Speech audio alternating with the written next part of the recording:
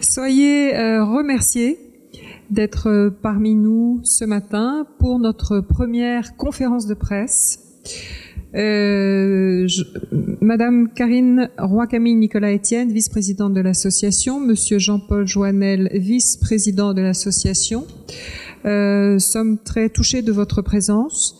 Nous tenons également à remercier Madame Catherine Sibien, directrice du comité France du programme Hommes et Biosphère de l'UNESCO, de nous faire l'honneur de sa présence, ainsi que Monsieur Gilbert Eustache, maire du Diamant. Nous sommes très honorés de votre présence parmi nous ce matin. Alors, nous allons commencer par faire un bilan, si vous nous le permettez, un bilan d'étape, pour vous présenter, rappeler plutôt l'origine de cette candidature, la structure qui porte le dossier de candidature dans un premier temps, puis Madame Sibien interviendra pour vous présenter le programme Hommes et Biosphère de l'UNESCO, ainsi que le comité Hommes et Biosphère, et rappeler ce qu'est ce titre réserve de biosphère. Alors pourquoi cette candidature ? Eh bien, la démarche de candidature en Martinique est le fait de la société civile et c'est en soi remarquable. Cette démarche s'est imposée à la suite de rencontres entre différents acteurs et personnalités du monde économique, du monde associatif, du monde académique, scientifique et religieux qui ont souhaité contribuer aux côtés des acteurs publics à faire rayonner la Martinique et à participer au développement de son attractivité. On ne doit pas oublier que la Martinique est une des plus belles îles de la Caraïbe, qu'elle possède des atouts considérables sur tous les plans, terrestres et marins, culturels et humains, mais que les défis du territoire sont ici particulièrement importants. Tout simplement parce que la réalité économique et sociale est difficile, parce que la démographie du territoire est en perte de vitesse, que l'on constate un exil de la jeunesse et que les milieux naturels se dégradent. Or, à l'échelle internationale, il existe des outils qui permettent de relever ces défis et c'est le cas de cette reconnaissance mondiale de l'UNESCO, titre de réserve de biosphère. Alors la question s'est posée, et si la Martinique devenait une réserve de biosphère ?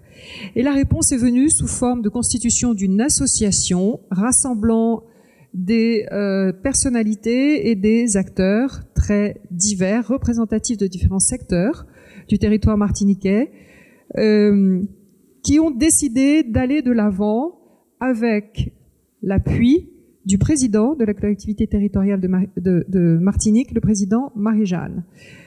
Eh bien, cette association a été constituée en juin 2017. Elle porte donc officiellement le dossier de candidature de la Martinique à une reconnaissance mondiale de l'UNESCO, celle de réserve de biosphère. Elle rassemble, comme vous le savez, 18 membres fondateurs, 5 institutions et associations, l'Association des maires, représentée par Maurice Bonté, le Carbet des sciences, représenté par Lionel Rénal, Contact Entreprise, représenté par Lucie Manuel, le Codérum, représenté par Charles Larcher, et Tropicatrium, représenté par Bernard Lagier. 13 personnes physiques en font également partie, dont Monseigneur Macaire, Coralie Balmy, Michel Fayad, Jean-Raphaël Gros-des-Ormeaux, Mireille Jardin, Jean-Paul Joannel, Emmanuel Lise, Emmanuel Nossin, Karine Roy-Camille, le docteur Rudy Valentino, Emmanuel de Rénal, Christophe Yvon et moi-même. L'association est apolitique et ne bénéficie d'aucune subvention publique. Ses membres sont bénévoles et nos actions, ces actions sont financées par des partenariats, des dons et des associations. Ce qui est à noter est le fait suivant, c'est la première fois dans l'histoire des candidatures à ce titre qu'une association apolitique rassemblant une société civile aussi diverse porte cette candidature. L'UNESCO suit donc cette initiative avec beaucoup d'attention. Catherine, je vous laisse la parole pour que vous puissiez présenter le programme Hommes et Biosphère de l'UNESCO, le comité français, et peut-être préciser ce qu'est ce titre de label, ce label réserve de biosphère. Merci, bonjour à toutes et tous. C'est depuis les années 70 que l'Organisation des Nations Unies pour l'éducation, la science et la culture, l'UNESCO, a commencé à s'intéresser aux relations entre les humains et la nature et a lancé donc ce programme, le programme MAB, sur l'homme et la biosphère. À l'origine, la constatation que les problèmes de développement des populations étaient en général liés à des problèmes d'environnement et qu'il y avait vraiment une connexion entre les deux problèmes qui pouvaient arriver. Et donc il y avait la volonté de trouver des solutions et de mettre en place des lieux d'expérimentation de ce que beaucoup plus tard on s'est mis à appeler le développement durable. Donc ce programme de l'UNESCO, il aura 50 ans dans 2 ans, donc c'est un programme, je dirais, qu'il est mature. Il a pour originalité d'être à la fois intergouvernemental, ce sont des États membres qui siègent à l'UNESCO, d'être un programme scientifique. La science a une grande part dans le programme sur l'homme et la biosphère. Donc c'est un programme qui a la volonté d'innover, d'avancer, d'être créatif. Et il laisse également une très grande place et une place majeure aux acteurs des territoires qui souhaitent s'engager dans le cadre de ce programme. Donc le programme sur l'homme et la biosphère, il s'appuie sur un réseau de plus de 700 sites dans 124 pays, 701 dans 124 pays, qu'on appelle les réserves de biosphère. On pourra revenir sur la terminologie si vous le souhaitez, et qui ont, pour les premières, été lancées en 1976, donc une vieille histoire. Et tous les ans, les pays peuvent proposer de nouvelles candidatures à l'UNESCO. Donc petit à petit, depuis les années 76, donc 77, s'est constitué ce grand réseau mondial de plus de 700 sites qui obéit aux mêmes critères, mais qui se décline dans des situations extrêmement diversifiées, puisque vous avez des réserves de biosphère aux îles Caraïbes, en Chine, en Russie, en Amérique latine, bref, dans tout un tas de situations écologiques, économiques, sociales et culturelles. Et ce que l'UNESCO promeut plus que tout, c'est de valoriser cette diversité culturelle, cette diversité naturelle, et que chaque territoire finalement invente avec ses propres caractéristiques cet équilibre entre développement économique et social et protection de l'environnement. Finalement, c'est à chaque territoire d'inventer sa propre histoire, en ayant cette idée de respect de la nature et de respect des hommes. C'est vraiment ce qui est très fort dans notre programme. En France, on a 14 réserves de biosphère. 2 sont outre-mer actuellement. Il y en a une en Guadeloupe, donc aux Antilles, et il y en a une en Polynésie française qui s'appelle la commune de Fakarava et qui regroupe 7 atolls de l'archipel des Tuamotu. Évidemment, le comité MAP France accueille avec beaucoup d'intérêt de nouvelles candidatures, et donc nous sommes très heureux de l'initiative qui a été amenée ici. Il y a également j'ai parlé de ce grand réseau de 700 sites. Alors un réseau, qu'est-ce que ça veut dire? Ce sont des territoires qui peuvent être appelés à coopérer, à échanger des informations, à échanger des pratiques, des savoir-faire. Évidemment, c'est pas très facile de travailler à 700. Donc il y a des déclinaisons régionales ou par des déclinaisons suivant des logiques qui peuvent être communes à plusieurs réserves de biosphère. Alors évidemment, pour vous, on pense à la possibilité de conforter le réseau des réserves de biosphère en Caraïbes. Il y a actuellement 13 réserves de biosphère dans les îles de Caraïbes qui ont beaucoup d'enjeux communs, bien entendu, l'insularité et des problématiques autour des changements climatiques, de de l'accueil touristique, etc. Probablement de sujets communs sur lesquels vous pourriez échanger dans le cadre d'un réseau Caraïbes. Il existe aussi au niveau international un réseau sur les îles qui actuellement est très activement animé par l'île de la réserve de biosphère de Jeju en Corée et par nos collègues de Minorque aux Baléares espagnoles. Tout ça pour vous dire qu'il y a donc, c'est un espace de coopération, de nouveaux espaces de coopération qui peuvent s'ouvrir aussi pour la Martinique. Donc les réserves de biosphère, finalement, on en a déjà parlé, probablement vous avez bien compris de quoi il s'agit. Ce sont donc des territoires sur lesquels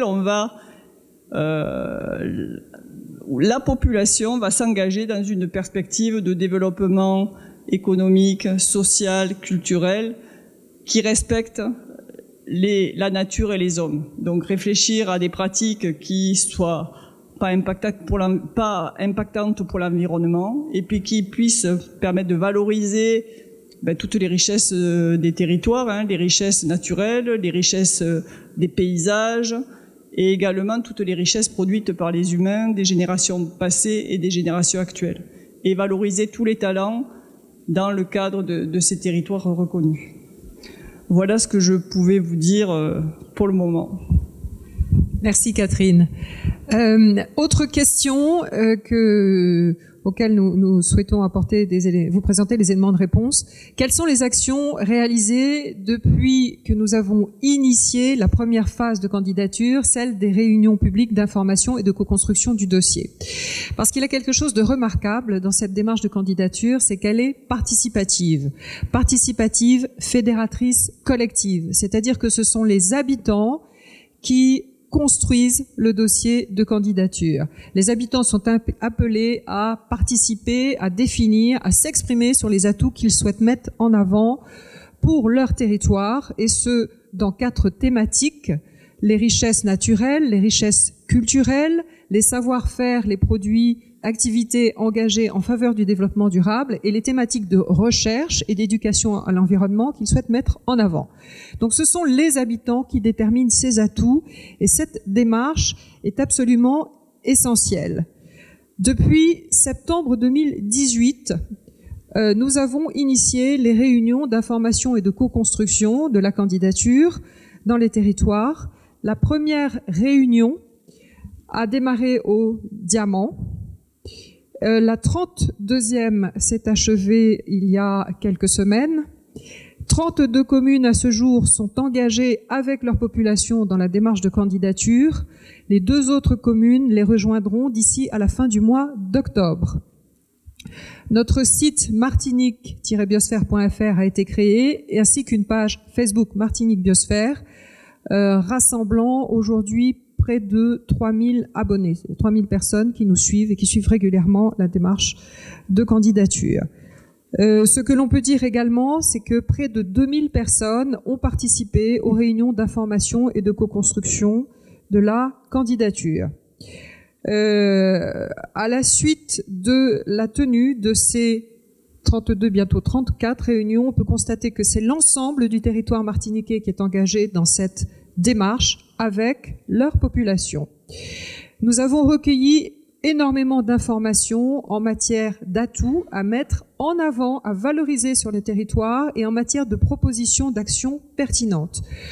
Je passe la parole à Madame Roy-Camille Nicolas-Etienne qui va donc vous présenter ces atouts qui ont été mis le plus communément en avant par les habitants.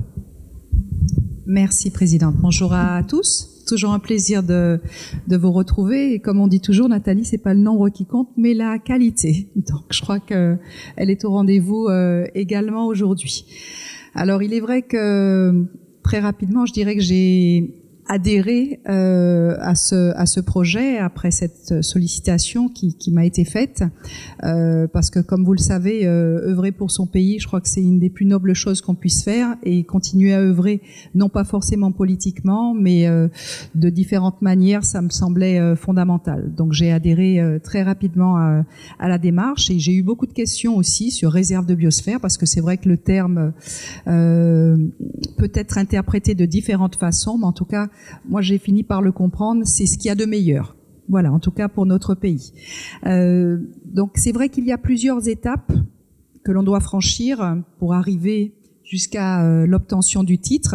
Et la première étape qui, à mon sens, elles sont toutes certes importantes, mais celle-ci était singulièrement importante parce qu'il fallait qu'on ait l'adhésion de la population, et donc que l'on aille à la rencontre de toutes les populations. Comme la présidente vient vous le dire, 32 sur 34 communes déjà rencontrées, les 2 dernières dans les semaines qui viennent.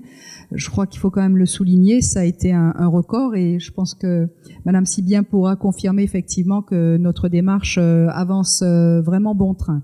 Donc cette première étape, en tout cas, il ne fallait pas la louper, parce que c'est celle qui allait nous permettre en tout cas de nous conforter et de mener à bien la démarche donc de candidature. Donc grâce aux maires qui nous ont accueillis, et nous sommes ravis d'en avoir 2 parmi nous aujourd'hui, et le premier notamment qui nous a accueillis, il fallait faire preuve donc de pédagogie, expliquer en quoi consistait la démarche, et ensuite faire participer. Comme la présidente l'a dit, c'est une démarche collaborative. Collaborative, c'est pas uniquement rassembler les gens dans une pièce et qu'ils nous écoutent. Pas du tout. Nous ne sommes en fait que des messagers d'une part, et ensuite nous sommes des personnes à qui on transmet de l'information. Ces informations, il va falloir ensuite pouvoir les traduire et les mettre en forme dans un dossier de candidature. Donc nous avons organisé à l'occasion donc de ces réunions en mairie 4 ateliers. Et là, il nous fallait demander à l'audience de bien vouloir participer à ces ateliers. Donc, les ateliers donc ont été présentés sous 4 volets extrêmement importants, parce que là encore, il fallait synthétiser les choses, mais nous n'avons rien inventé, parce que c'est le programme qui le propose donc ainsi, pour arriver à déterminer pour chacun des territoires, donc certes la commune et l'ensemble du territoire, mettre en avant les richesses naturelles, les richesses culturelles, les savoir-faire et activités liées donc au développement durable, et la recherche et éducation. Alors, au terme de ces échanges avec la population, beaucoup de découvertes, beaucoup d'étonnement, de joie, d'appropriation ou de réappropriation de ce qu'est le territoire. En tout cas, je peux vous assurer qu'au sortir de ces réunions, tout le monde était heureux et fier de redécouvrir son territoire. Alors, je vais vous livrer les premiers résultats d'une petite synthèse, en tout cas d'un recoupement des sujets qui ont été mis en avant, et en tout cas ceux qui ressortaient le plus fréquemment, voire quasi à l'unanimité. Alors, tout d'abord, sur le volet richesse naturelle, alors ce sont les sites d'exception, notamment le Rocher du Diamant, qui est ressorti quasi à l'unanimité, la Montagne Pelée, sont cités donc en tête de liste, Montagne Pelée, Rocher du Diamant. Les participants ont également nommé en nombre le Tombolo de Sainte-Marie, les Pitons du Carbet et la presqu'île de la Caravelle. Quant aux ressources naturelles, on peut citer les mangroves, bien sûr, les sources et les rivières, la pharmacopée et la biodiversité, dont les espèces patrimoniales, voire endémiques, comme l'iguane des Petites Antilles, ont été mises en avant. Les principales menaces évoquées sont les sargasses, les risques naturels et le changement climatique, et en particulier le phénomène d'érosion ainsi que les activités humaines. On pense particulièrement aux pollutions engendrées par l'homme, et les participants ont souvent accusé les pesticides et produits phytosanitaires, dont le chlordécone. On a beaucoup cité également les VHU, le plastique, les eaux usées et les décharges sauvages. Et l'urbanisation donc non contrôlée, qui fait également partie des menaces. Sur le volet richesses culturelles. Les richesses culturelles les plus citées, le carnaval. Là, je crois que je ne surprends personne. Le carnaval en tête, suivi des danses et musiques traditionnelles et la gastronomie. Mais bien d'autres richesses ont été reconnues, en particulier la langue créole. également, mais aussi les chantés Noël, les coiffes et tenues traditionnelles, le rhum, bien sûr, le tour des Yoles, le gommier, la littérature. En termes de monuments, ce sont la bibliothèque Schœlcher et les distilleries et habitations qui sont le plus souvent mis en avant. Sur le volet savoir-faire et activités liées au développement durable, nous retrouvons en top 3 la production de rhum AOC, la vannerie et la gastronomie. Mais une multitude d'autres thèmes a également été citée, autant dans chaque commune que sur l'île dans son ensemble, ce qui nous permet d'avoir une base pour le recensement des activités liées au développement durable. Il en est ainsi de la production d'énergie renouvelable, qu'elle soit éolienne, les panneaux solaires, l'usage des plantes médicinales, la pêche et l'agriculture traditionnelle, ainsi que la pratique d'activités nautiques, dont la yole. On a cité également les randonnées et le tourisme vert, les jardins créoles et l'artisanat. Sur le volet recherche et éducation à l'environnement, les participants ont valorisé les différentes structures et associations. Ils ont cité à de nombreuses reprises le Centre de découverte des sciences et de la Terre. Ils sont également fiers des actions de nettoyage des plages à laquelle ils souhaitent participer, et des actions de sensibilisation à l'environnement, notamment la sensibilisation au tri des déchets et le recyclage. Et bien sûr, les initiatives scolaires avec des sorties pédagogiques, l'éducation au jardinage respectueux de l'environnement.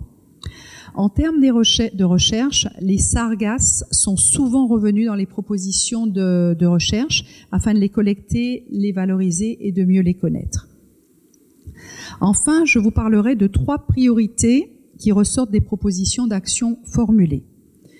Sur le volet richesse naturelle, on parle de préservation de l'environnement et l'éducation des jeunes générations et du grand public qui sont une priorité, notamment en ce qui concerne les divers déchets rejetés aussi bien en terre qu'en mer et la valorisation et préservation des sources et des rivières. Sur le volet richesse culturelle, la population souhaite valoriser l'identité culturelle de la Martinique, permettre une plus ample transmission des savoirs ancestraux, par exemple en favorisant des formations et les échanges intergénérationnels, notamment pour revaloriser les savoir-faire.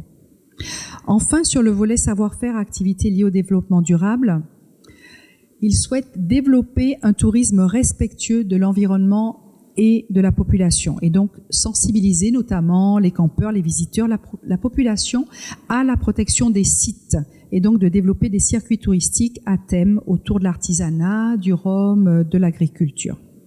Et enfin, soutenir et développer une agriculture raisonnée et une consommation locale et responsable. Donc rendre populaire, par exemple, des circuits courts, favoriser l'agriculture biologique, diversifier les cultures locales et surtout valoriser les produits locaux pour certes une consommation locale, voire une exportation également. Et enfin, revaloriser les jardins créoles. Je vous remercie. Merci beaucoup, Karine. Nous allons maintenant faire intervenir 2 témoins.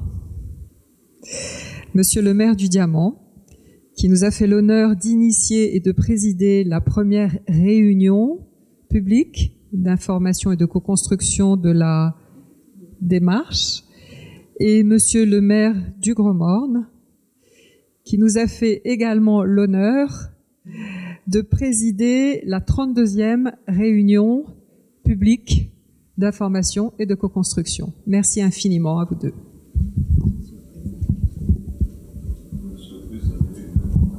Bonjour à tous et à toutes. Je dois dire qu'effectivement, quand j'ai été contacté par Karine et Jean-Paul Joannel, j'ai répondu à leur appel, surtout sachant que la biosphère, c'est un élément extrêmement d'actualité. Et je savais pertinemment que la Martinique allait adhérer dans toute son entité à ce concept, puisque nous savons que la nature aujourd'hui joue un rôle, la nature, la biodiversité joue un rôle primordial, puisque nous sommes confrontés à un certain nombre d'éléments que nous avons engendré et qu'il faut que c'est une menace pour vraiment la survie même de l'humanité. Donc j'ai été particulièrement interpellé sur ce phénomène, et le fait que la candidature de la Martinique devait être appuyée par un ensemble d'élus, c'est tout à fait normal que nous, élus, et je rejoins tous les collègues, et particulièrement Gilbert Couturier, nous avons ouvert nos mairies et amené notre population à adhérer à cette candidature de biosphère pour candidature pour l'UNESCO. Donc, à mon avis, c'est tout à fait normal. Et quand j'ai appris que la Guadeloupe faisait partie déjà de l'UNESCO pour la biosphère, je dis que nous étions un petit peu en retard et qu'il fallait rattraper ce retard le plus vite possible.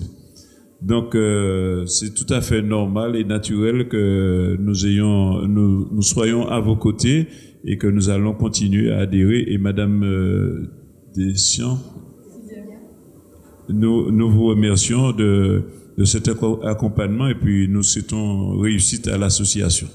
Voilà. Merci. Bonjour à tous, bonjour à toutes. Chers membres du conseil d'administration, un Gilbert qui succède à un Gilbert, donc qu'est-ce qu'il peut dire après Gilbert Eustache? Alors, je crois que à travers l'initiative Réserve de biosphère, la démarche vient rendre officiel ce que vous faites, tout un chacun, en tout cas ceux qui sont proches de l'environnement, proches de la nature, s'évertuent à faire tous les jours et combattre ceux qui polluent notre belle nature. Une fois effectivement que j'ai reçu Monsieur Joannel, Madame de Popignan ainsi que Madame Marion qui ont accompagné et qui ont fait le développement, on a compris que vous faites toutes les collectivités de manière peut-être différente, mais nous sommes dans cette démarche de pouvoir protéger notre environnement puisque nous sommes garants de la sécurité des biens et la protection de notre environnement et de notre territoire. Mais ce qui véritablement était important, et que je l'ai suggéré, ce que je pense qui se passe dans toutes les communes, c'est de pouvoir permettre effectivement à cette population de pouvoir prendre conscience, s'identifier, être acteur. Parce que les élus, on peut parler 1000 ans si on veut, mais si les concitoyens ne sont pas acteurs, eh bien on a échoué. On a échoué parce que tous les dispositifs qu'on mettrait en place, on a qu'à voir au fait le nombre de décharges sauvages qu'on trouve sur notre territoire, nos rivières avec des VHU, des coulées d'eau, des sentiers où les touristes ont envie de découvrir. Encore le Martiniquais qui veut être touriste chez lui, qui veut faire des randonnées, mais souvent sont butés sur des situations inconcevables. Alors, le plus beau pays du monde, c'est la Martinique, Gilbert. N'est-ce pas vrai? Donc, devant cela, on ne peut pas, effectivement, ne pas réagir. Et c'est pour cela, j'ai aussi vu avec Madame de Popignan, avec tous ceux qui l'accompagnent, la possibilité d'aller dans les quartiers apporter l'information. Parce qu'on a compris que très souvent, faire passer l'information, c'est une grosse difficulté. Il y a des communes où on peut réunir dans les mairies 300, 400, mais il y a des communes où on n'a pas les 300. Et il faut il faut transporter l'information vers les populations. C'est pour cela que lors de votre dernier passage, je vous ai dit, comme les autres, mais la pièce hospitalière, le Gaumont, la commune du Gaumont va encore ouvrir le seaport, n'est-ce pas Gilbert, pour que vous faites d'autres réunions d'information soit toujours apportées, parce que vous faites dans ce domaine, la vie étant basée sur la répétition, il faut toujours continuer à répéter et répéter.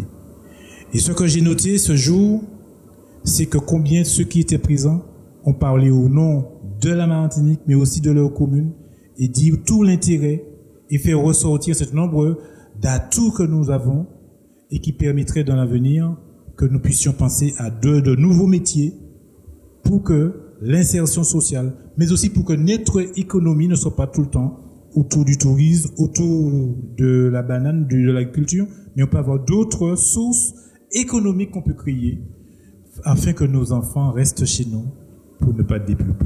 C'était ça que je vous donnais comme témoignage. Merci pour votre professionnalisme et merci pour l'assistance.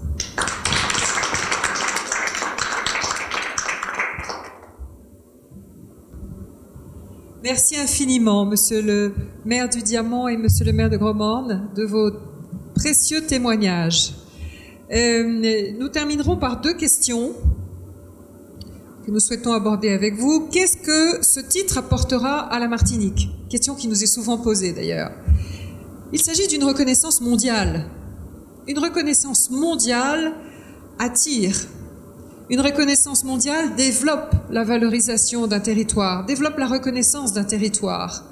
C'est une attractivité formidable, ne serait-ce qu'en matière de tourisme, puisqu'on dit souvent qu'un titre mondial génère une activité touristique supplémentaire de l'ordre de 20 à 30%. Mais ça n'est pas que cela.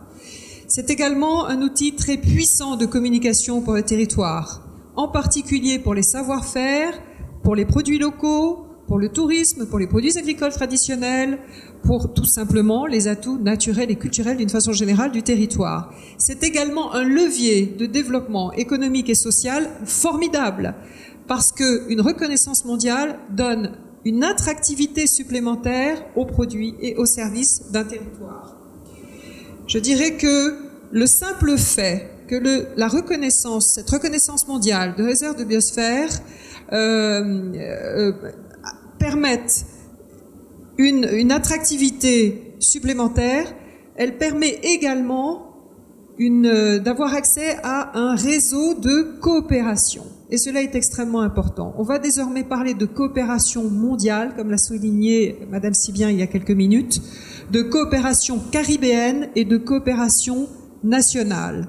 Avoir accès à des réseaux de coopération pour un territoire est primordial, comme avoir accès à des partenariats internationaux et à des financements internationaux pour les propositions d'action pertinentes qui seront mises en place pour le territoire. Et puis, également, n'oublions pas, ce titre permet de renforcer la confiance en l'avenir et la fierté d'être martiniquais, ce qui est tout aussi primordial. Et ce, d'autant plus que la Martinique est par ailleurs engagée dans 2 autres candidatures prestigieuses qui lui permettent d'attirer vers elle les projecteurs de l'UNESCO, puisqu'il s'agit d'une candidature au patrimoine mondial naturel, au patrimoine mondial culturel, et cet autre titre, donc, cette autre reconnaissance au titre de réserve de biosphère. Alors pour la Martinique, ce sont des projets qui s'enrichissent, qui se complètent, qui se renforcent mutuellement pour servir le développement et l'attractivité de notre pays. Souvent, un site du patrimoine mondial est intégré dans une réserve de biosphère. C'est le cas dans la Caraïbe, entre autres de Cuba, de la République dominicaine et de Saint-Kitts et Nevis. Donc cette triple démarche de la Martinique à une reconnaissance mondiale auprès de l'UNESCO est une chance à saisir pour notre pays, et Martinique Réserve de biosphère ne peut que s'en réjouir. Alors, quelles sont les étapes à venir de la candidature? La phase 1 sera achevée dans quelques semaines. Hier, nous étions auprès de l'Association des maires de Martinique. Son président, Monsieur Maurice Bonté, a signé l'engagement des 34 communes du territoire et de leur population, engagement dans la démarche de candidature de la Martinique à cette reconnaissance mondiale. À partir de fin octobre, sera initiée la phase 2, la deuxième phase, qui consistera à présenter aux représentants des communes, du monde socio-économique, du monde académique, scientifique et religieux, n'oublions pas que Monseigneur Macaire fait partie des membres fondateurs, la synthèse des informations recueillies et des propositions d'action qui ont été formulées par les habitants. Et c'est dans cette phase que la question de la gestion de la future réserve de biosphère, territoire réserve de biosphère, sera définie. Cette phase devrait durer à peu près 3 mois. Parallèlement, nous avons initié la démarche démarrage du dossier de candidature de la Martinique à ce titre. Globalement, la durée de la démarche sera de 2 ans. C'est une durée minimale, sachant que la durée moyenne de cette démarche de candidature est de 4 ans et que la durée maximale est de 10 ans. Je crois que pour terminer, je me permettrai de souligner que cette initiative est unique au monde. Elle est portée pour un certain nombre de raisons. Elle est portée par une association née de la volonté des principaux acteurs de la société civile martiniquaise et notamment des acteurs économiques. Elle est diversifiée, comme je l'ai dit en initiant cette conférence de presse, parce qu'elle est composée de 5 associations et institutions et de 13 membres fondateurs, personnalités physiques, extrêmement représentant des secteurs très divers de la société civile. Elle est apolitique, elle ne reçoit aucune subvention publique et ses membres sont bénévoles. Elle est investie et très engagée de façon à entreprendre cette démarche en 2 ans. Et le fait que les 34 communes de la Martinique se soient engagées avant la fin du mois dans un délai aussi court est absolument à noter. Donc l'intégralité du territoire est concernée. Comme l'a dit notre vice-présidente, Madame Wakami Nicolas-Étienne, eh bien, cela témoigne de l'implication et de l'enthousiasme des habitants qui ont toujours répondu présent de manière qualitative. N'oublions pas que cette démarche est participative, elle est respectueuse du territoire et elle le restera. Donc évidemment, cela a demandé de la part de l'association beaucoup de travail, beaucoup de concertation, beaucoup de discussions, beaucoup de détermination, c'est vrai. Mais ce que l'on ne doit pas oublier, c'est que c'est à nous, Martiniquais, de le faire avec les talents et l'implication de tous. Et je voudrais, pour achever cette conférence de presse, que le président de la collectivité territoriale de Martinique, le président Marie-Jeanne, que mesdames et messieurs les maires de Martinique, les habitants, les membres fondateurs soient tous ici remerciés pour l'implication, pour l'engagement et pour l'accueil réservé à cette candidature et la confiance qu'ils nous accordent. Merci à tous. Nous allons maintenant vous présenter, pour achever définitivement cette première conférence de presse, avant de répondre à vos questions, vous présenter des témoignages que nous avons intitulés Paroles de maire, quelques minutes simplement.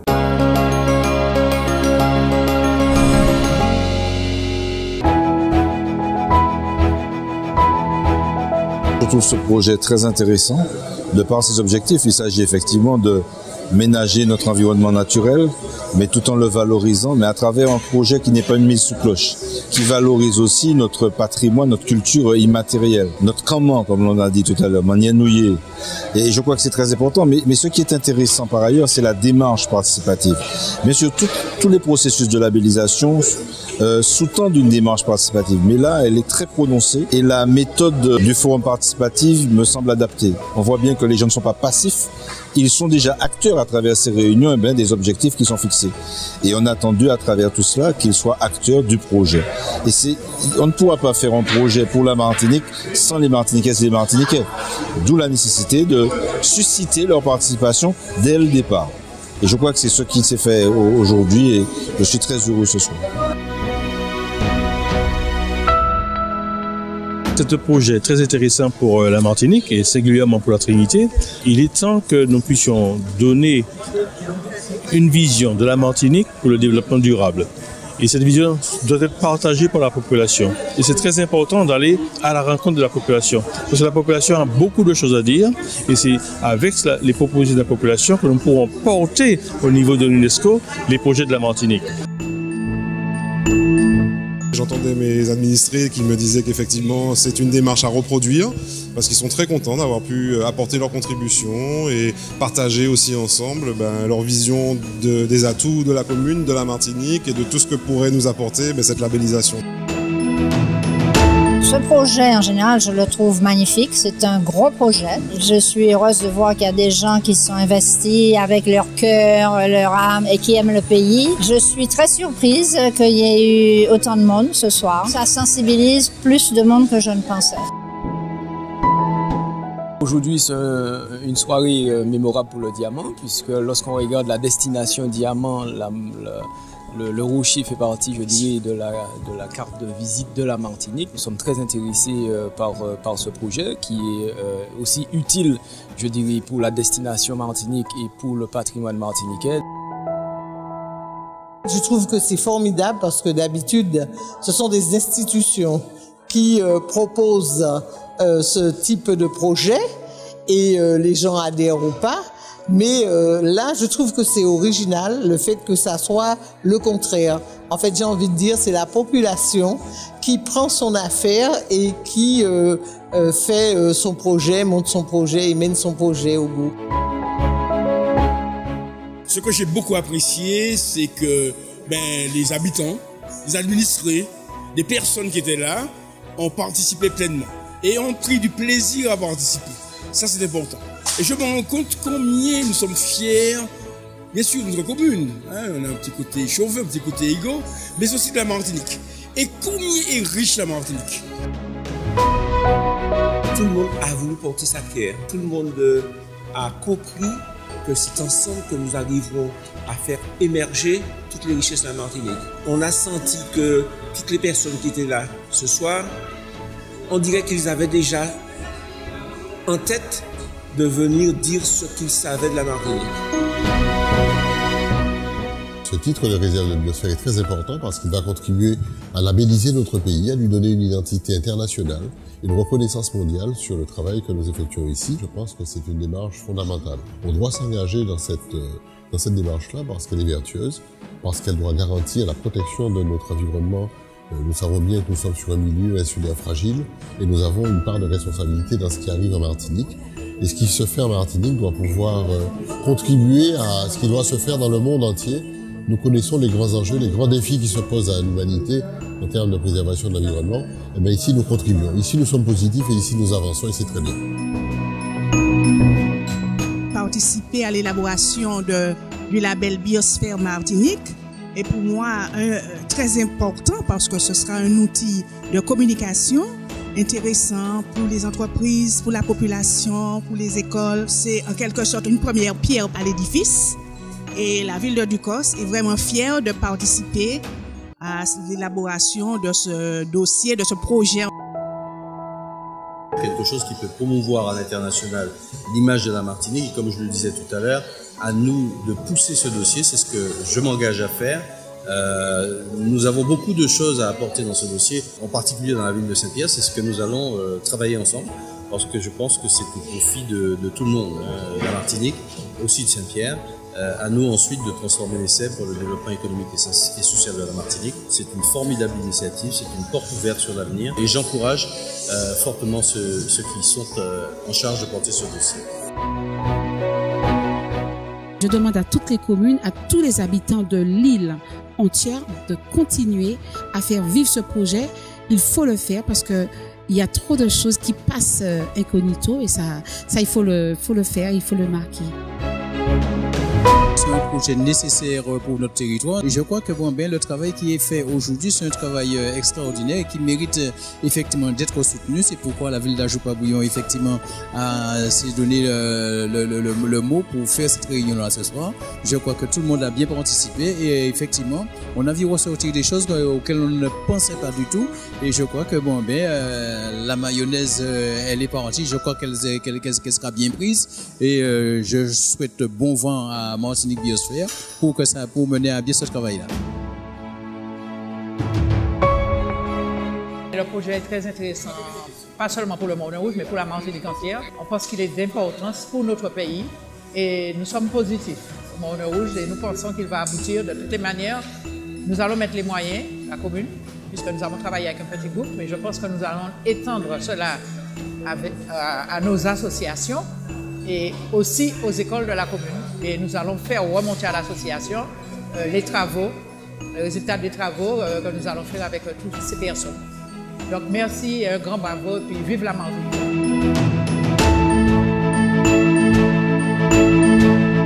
Politiquement, vous avez vu que tous mes collègues ici présents n'ont pas porté une opposition à ce projet.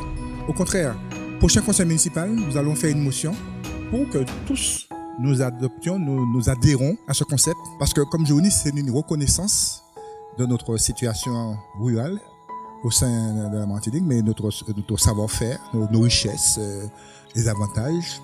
On ne parle pas des inconvénients. Mais nous aspirons aussi à être connus, nous aspirons à être valorisés avec ce patrimoine, comme je vous ai dit, qui est la nature. Et je ferai tout politiquement pour que nous soutenions ce projet, un noble projet, pour que Saint-Joseph soit reconnu au sein de la Martinique et aussi mondialement.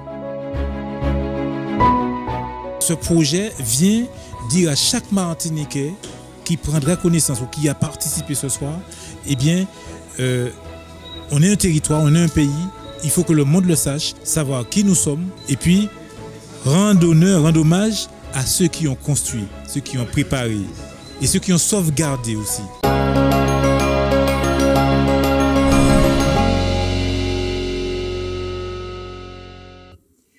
Merci beaucoup à Steve Chalonneau d'avoir réalisé cette vidéo et ces témoignages. Comme vous l'avez vu, toutes les 32 communes qui nous ont jusqu'à présent n'ont pu être représentées, n'ont pas été entièrement couvertes par ces témoignages, mais je crois que c'est extrêmement émouvant de toute façon de pouvoir assister, écouter le ressenti non seulement de messieurs et mesdames les maires qui nous ont reçus, mais de la population qui, comme madame Belfond de Fort-de-France le dit fort bien, qui en a fait son affaire. Merci.